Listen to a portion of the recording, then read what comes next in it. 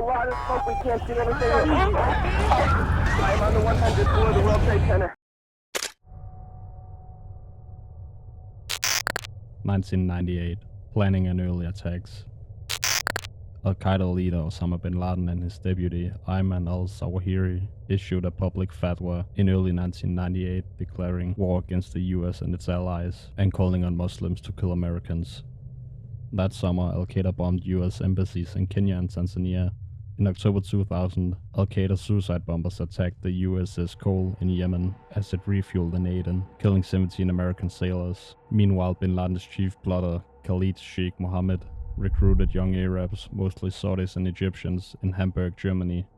By late 2000, these men, including Mohammed Atta, Marwan al-Shahi, and Ziad Jarrah, arrived in the US and took flying lessons in Florida, purchasing pilot training and even Boeing jet cockpit videos in preparation for the mission. July-August 2001. Final preparations. By July, Atta and al-Shahi had obtained visas and were training intensively. In August, the CIA was warned that bin Laden was determined to strike inside America, but no specific plot was identified. The hijackers quickly checked into US hotels and boarded domestic flights as an integrated team. September 11th, 2001, the day of the attacks. On the clear Tuesday morning of 9/11/2001, 19 Al-Qaeda terrorists hijacked 4 transcontinental flights bound for California. At 8:46 a.m., American Airlines Flight 11 from Boston to Los Angeles was deliberately crashed into the North Tower of the World Trade Center in New York. 18 minutes later, at 9:03 a.m., United Airlines Flight 175 from Boston to Los Angeles slammed into the South Tower. Both strikes instantly killed hundreds inside the towers and showered debris on the streets below. It immediately became clear that America was under attack.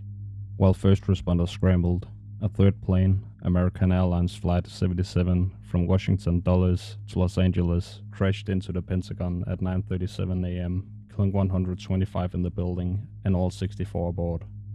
By 9:45 a.m., US airspace was shut down. On Flight 93 from New York to San Francisco, passengers learned of the attacks and rebelled. Around 9:57 a.m., they stormed the cockpit to retake the plane. The hijackers rolled the Boeing 757, but at 10:02 a.m., Flight 93 crashed into a field near Shanksville, Pennsylvania, killing all on board. Investigators later concluded Flight 93 was likely headed for the US Capitol or the White House. Meanwhile, the Twin Towers burned.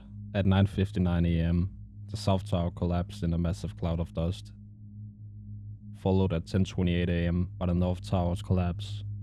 By early afternoon, all major hijacked planes had crashed and New York had become a scene of unprecedented devastation. September 11 to September 19, 2001. Immediate response. In the hours after the attacks, President George W. Bush and his national security team went into crisis mode. Air Force One carrying President Bush remained airborne until afternoon to avoid further targets. By nightfall, Bush addressed the nation and vowed to hunt down the terrorists. The government rapidly enacted emergency measures. The USA Patriot Act passed by October. The Department of Homeland Security was created and international leaders rallied to the US. Fall of 2001. War in Afghanistan begins. Exactly 4 weeks later, on October 7, 2001, the US and Britain launched Operation Enduring Freedom. The opening salvo was a massive bombing campaign on Taliban and al-Qaeda targets across Afghanistan. Within weeks, Taliban defenses crumbled. Afghan Northern Alliance militias, backed by US Special Forces and warplanes, captured key cities.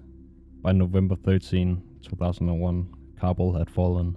On December 9, 2001, Kandahar surrendered. Flight traffic above the US resumed on September 14th, and global counterterrorism operations expanded worldwide. Late 2001, Afghan government rebuilt. As the fighting tapered, Afghan leaders and international partners turned to nation building. On December 5, 2001, delegates met in Bonn, Germany, to chart Afghan's political future. They signed the Bonn Agreement, which installed Hamid Karzai as head of the interim Afghan administration. A new 30-member Afghan council took power by mid-December. On December 22nd, 2001, Karzai was formally sworn in as chairman of the interim government 15 weeks after 9/11. With Karzai as leader and US coalition forces ensuring security, the Taliban regime was officially dismantled, and the search for al-Qaeda's leaders, including bin Laden, continued. 2002, war on terror expands and Afghanistan stabilizes. In early 2002, US and Afghan forces continued clearing Taliban hideouts. In March of 2002, they launched Operation Anaconda, the first large-scale battle in the Shahikot Valley against hundreds of entrenched al-Qaeda Taliban fighters. Although fierce, the assault did not alter the overall strategy. Instead, attention shifted toward Iraq by mid-2002, even as Afghanistan saw reconstruction efforts. A new Afghan transitional government was confirmed in June 2002. Aloy Jirga, Grand Assembly, reaffirmed Karzai as head of state.